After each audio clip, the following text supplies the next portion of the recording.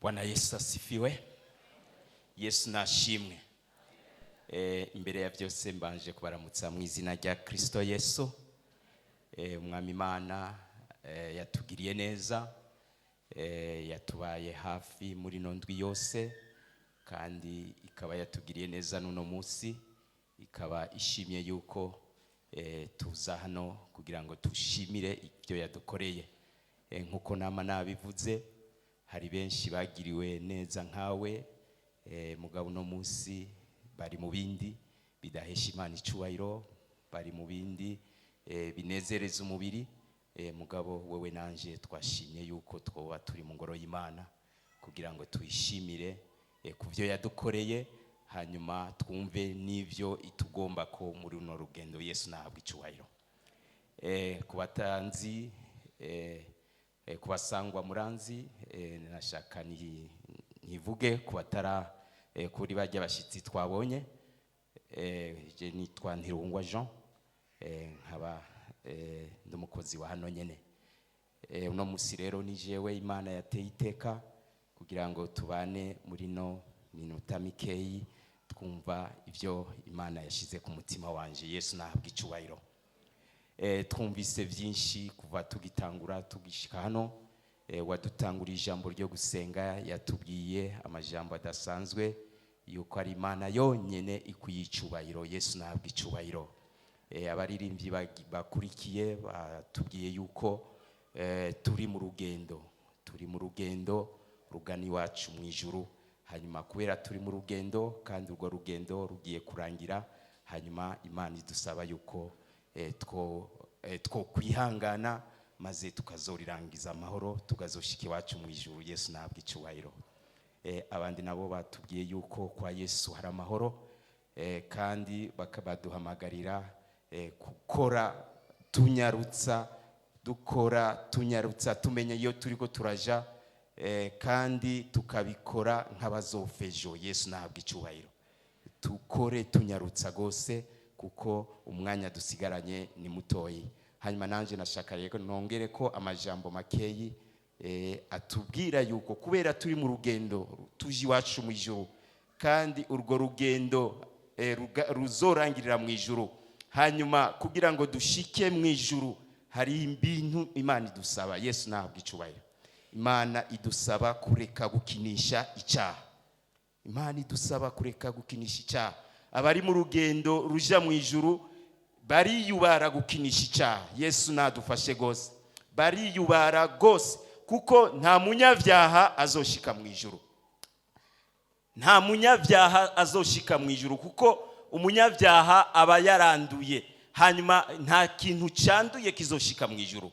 Nico gituma kubera turi mu rugendo rwacu rugana iwacu mu ijuru, Imana iduhamagarira kureka gukinisha icyaha, kuko icyaha nico kitwanduza, kandi icyaha nico kitubuza kuzobonana n'Imana. Yesu nahabwa icubahiro. Ntayo majambo nashaka yuko tuvugana muno mwanya uduhamagarira kureka gukinisha icyaha. Uno munsi abantu icyaha bamaze kugifata nk'ibintu bisanzwe, bikorera ibyaha uko bishakiye, nta gutinya icyaha kukiri mu bantu. Abantu ntibagitinya icyaha, baguma bakora ibicyaha umwanya wose ukagira ngo nibisanzwe. Mugabo gukinisha icyaha birafise ingaruka mbi, kuko ugumye ukinisha icyaha nta kabuza ntuzobona Imana ugumukinisha. Mugabo ugiye kure y'icyaha, uhunze icyaha, hanyuma ugakora ivyo Imana igomba, ndavyemeza 100% yuko uzobona Imana. Yesu nahabwa icubahiro. Muri runo rugendo rero twirinde bene data, twirinde gukinisha icyaha. Dusome rero mu butumwa bwiza, dusome mu isezerano rishasha, mu bitabo cy'ivyakozwe n'intumwa. turaba abandi bantu bakinishije icyaha maze babona ibintu bidasanzwe, babona ibintu bidasanzwe, baramererwa nabi. Kubera iki? Kubera bakinishije icyaha. Dusome mu Byakozwe n'Intumwa 5, dusangure hajya ku murongo wa mbere dushikane ku murongo wa 11. Ibyakozwe n'Intumwa, igitabo cy'Ibyakozwe n'Intumwa 5, umurongo wa mbere dushikane ku murongo wa 11. Urupapuro ni 160 muri Bibiliya itasubiwemo. Dusome. Ngo Ananiya na Safira. Kandi hari umugabo yitwa Ananiya, agura ishamvu afatanije n'umugore wiwe Safira, yisigariza ku biguzi byayo. Umugore wiwe abizi, azana ikigabane agishira imbere y'ibirenge by'intumwa. Petero aramubaza ati, Ananiya, niki gitumye Satani yuzura umutima wawe guhenda mpwemu yera ukisigariza ku biguzi by'ishamvu? Ukiyifise ntiyari yawe, kandi umaze kuyigura ibiguzi byayo ntuba warabikoze uko ugomba? Niki cyatumye wigira ingingo mu mutima wawe gukora utyo? Si abantu uhenze, Imana niyo uhenze. 5. Ananiya yumvise ayo majambo agwa bukumbi. Abavyumvise bose bategwa n'ubwoba bwinshi. Imisore iba hasi iramutekera, iramujana, iramuhamba. Haize nk'isaha 3, umugore wiwe arinjira atazi ibyabaye. Petero aramubaza ati, mbarira, mbega ishamvu mwari mwayiguze ayo nyene? Aramwishura ategome nayo. Petero aramubaza ati, niki gitumye muhuza inama kugerageza mpwemu w'Umwami Imana? Ibirenge by'abahejeje guhamba umugabo wawe biri ku rugi, nawe barakujana. Uwo mwanya agwa imbere y'ibirenge vyiwe bukumbi. Ya misore yinjiye isanga amaze guhwera, iramujana imuhamba iruhande y'umugabo wiwe. Ishengero ryose n'abavyumvise bose bategwa n'ubwoba bwinshi. Imana yacu idutabare. N'aya majambo y'aba bantu babiri, yari umugore n'umugabo. Umwe yitwa Ananiya, umwe ni umugabo, umugore nawe yitwa Safira. Kandi aba bari mu bakristo ba mbere. Usomye haruguru baratubwira ingene abakristo ba mbere bari babayeho. Abakristo ba mbere bari mu bumwe budasanzwe, byose babishira hamwe. Usomye neza haruguru batubwira yuko ngo nta mukene nta mutunzi, bose bari ku rugero rumwe. Yesu ntabwo icubahiro. Bari bafise ubumwe budasanzwe. Uwari afise vyinshi yarabizana, uwari afise bike nawe nyine akabizana, bakabishira hamwe maze bikabatunga bari kumwe. Yesu ntabwo icubahiro. Uko niko bari bameze abakristo ba mbere, bari mu bumwe budasanzwe. Umugabo uravye abakristo bo muri kino gihe birateye ubwoba, bene data, birateye ubwoba. Mugabo abakristo ba mbere bobo bari mu bumwe budasanzwe. Byose basangirira hamwe, byose bashira hamwe. Hanyuma aba nabo, uyu Ananiya na Safira, nabo nyine bari muri abo bakristo bari babayeho uko. Byose babizana bakabishira hamwe, bakabisangirira hamwe. Hanyuma nkuko tuzi yuko Satani ari umwansi w'abantu, n'umwansi w'Imana akongera akaba umwansi w'abantu. Hanyuma arabagendera aba bantu. Sinzi uwo yatanguye kugendera, sinzi ko yatanguye umugabo, sinzi ko yatanguye umugore. Mugabo Bibiliya itubwira neza yuko yabagendeye. Hanyuma irabagenderera. Hanyuma nkuko tuzi yuko Satani ari umutovyi, irabahenda. Yesu adufashe gose. Ibwira umwe muri bo, nibaza yuko yabwiye umwe muri bo ngo ntibikunze yuko twobandanya tugira nk'abajya abantu. Hinge twigirira ibyacu, hanyuma tubahende, hanyuma tugurishe ishamvu ryacu, itongo ryacu. Hanyuma nkuko abandi bahora babigira bakabizana, mugabo twebwe twisigarize ikindi gice hanyuma tubahe igice gisigaye. Kandi turazi yuko batazobimenya. Ivyo niko bari nivyo bari biyumvira ngo ntibazobimenya, ngo tubigira uko. Bari bavyumvikana umugabo n'umugore babikora uko nyene. Baragenda bagurisha ishamvu ryabo, itongo ryabo, hanyuma bafata igice barakibika, hanyuma umugabo acafata igice gisigaye akijana imbere y'intumwa. Yesu adutabare gose. Arakijana azi yuko iyo nkuru iyo nama ivyo bintu bashitse ko ari babiri gusa. Bari bazi yuko ari babiri, mugabo bibagira yuko mu ijuru hari Imana ibabona. Yesu nahabwa icyubahiro. Bibagira yuko Imana itanyegezwa n'ikintu na kimwe. Imana ibona hose. Ugiye mu kuzimu uyisangayo, ugiye mu mazi ukayisangayo, ugiye mu kirere ukayisangayo. Nico gituma n'ijambo ry'Imana ritubwira ngo nivyo babiri bavugiye mu cyumba hariya hayerereye, byose umunsi umwe bizomenyekana. Yesu nahabwa icyubahiro. Nta kintu na kimwe ushobora kunyegeza Imana. Nta kintu na kimwe ushobora kunyegeza Imana. Abantu bari bazi yuko banyegeje ivyo bafunditse, bari bazi yuko ari bo babiri gusa tawundi abizi. Mugabo kubera Petero yari afise mpwemu yera, Yesu nahabwa icyubahiro. Petero yari afise mpwemu yera, nta kintu na kimwe bagiye kumubwira. Mugabo bashitse imbere yiwe gusa, bashitse imbere ya Petero, Petero yaciye amubaza iri jambo.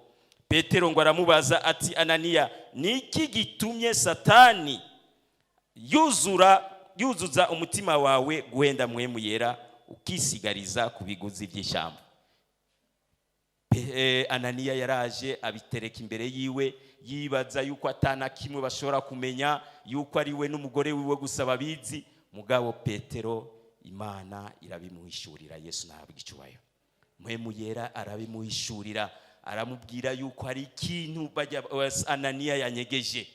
Ananiya yanyegeje yuko atazanye byose, yuko atakoze nk'uko abandi bahora bakora. Yesu adutabare gose. Aca aramubaza aya majambo, hanyuma ngo ngo s'abantu uhenze, mugabo ngo uhenze Imana. Mugabo Imana nayo ntihendwa. Yesu nahabwa icyubahiro. Imana ntihendwa. Nawe wogira gute? Imana ntihendwa. Hanyuma Ananiya, Petero aca mubwira ngo niki cyatumye wigira ingingo mu mutima wawe gukora utyo? Ngo s'abantu uhenze, Imana niyo uhenze.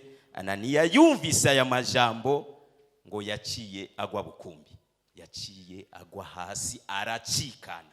Kubera iki? Kubera yakinishije icyaha. Yarakinishije icyaha, asanga ari imbere y'abakozi b'Imana, bakoreshwa n'Imana kandi babona ivyo yakoze. Hanyuma yumvise gusa ijambo Petero yavuze, ngo yaciye agwa bukumbi arapfa. Kubera iki? Kubera yakinishije icyaha. Nabivuze, reka gukinisha icyaha bene data.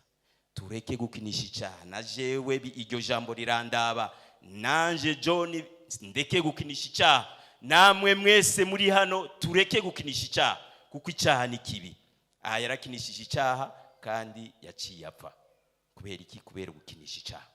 Yesu adutabare gose. Hanyuma ngo haheze ngo bace bamuyora, baca baja kumuhamba. Amisore yari hano, yari ngaho, ikiramuyora, ikiramutekera, hanyuma baca baja kumuhamba kubera ugukinisha icyaha gusa. Hanyuma ngo haheze amasaha nk'atatu, umugore wiwe nawe araza, atazi ibyabaye. Araza, hanyuma Petero aca aramubaza nawe nyene ngo vy'ukuri ngo narya nyene?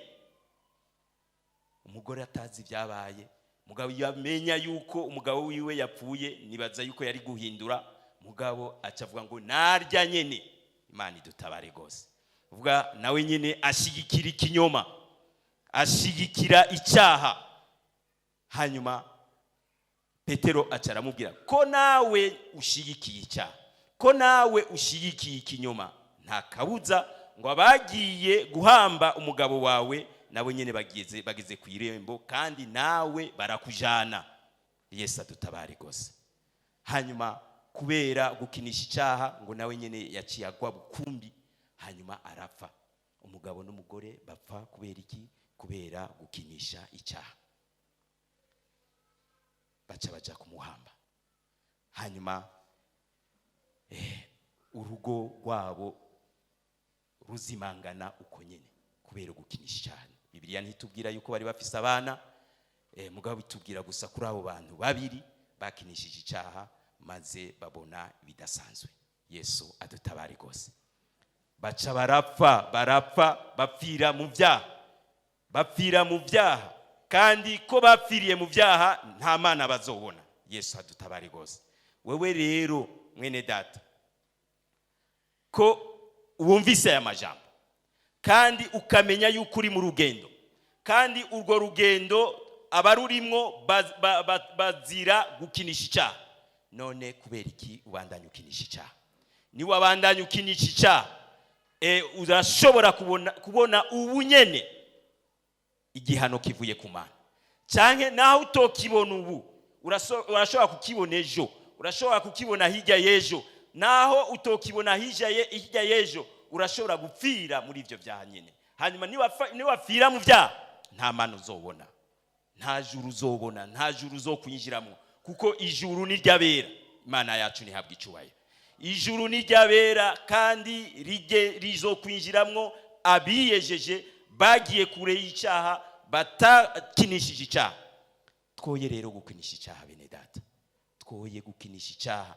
Nkuko nabivuze, uravye hirya no hino hari ibyaha abantu bagize ibisanzwe, hari ibyo bita ibyaha bito bito bakabigira ibidasanzwe. Araheza kukigira akongera akakigira kubera yuko yabonye atankurikizi, akibaza yuko bahuye n'Imana. Imana idutabare gose. Mugabo icyaha cyose Imana iragihana. Ari icyaha gikomeye, ari icyaha gito, byose imbere y'Imana ni ibyaha. Ku Mana yacu icyaha gikomeye n'icyaha gitoyi byose birangana kandi birashobora kukubuza kwinjira mu ijuru. Tureke rero gukinisha icyaha. Nayo majambo rero makeyi nari mfise kugira ngo adukebure muri runo rugendo rwacu turimwo. Bene data badufasha barashobora gushika hano kugira ngo baduririmbire akaririmbo gatoyi, hanyuma twese turi hano twiyumvire, mbega aho ndi mu rugendo, none ko ndi mu rugendo, mbega muri runo rugendo birashoboka ko ndiko ndakinisha icyaha? Niwasanga uri kurakinisha icyaha, usaba imbabazi, usaba Imana imbabazi, usaba Imana imbabazi, kandi iracari ku ntebe yayo y'imbabazi irindiriye yuko abiyanduje bose kugira ngo ibagire neza, iboze ibyaha byabo biciye mu maraso ya Kristo Yesu. Numwanya mwiza wo kwiyumvira, numwanya mwiza wo kwibaza, mbega uno munsi sinoba nakinishije icyaha? Kandi icyo cyaha kirashobora kumbuza kwinjira mu ijuru.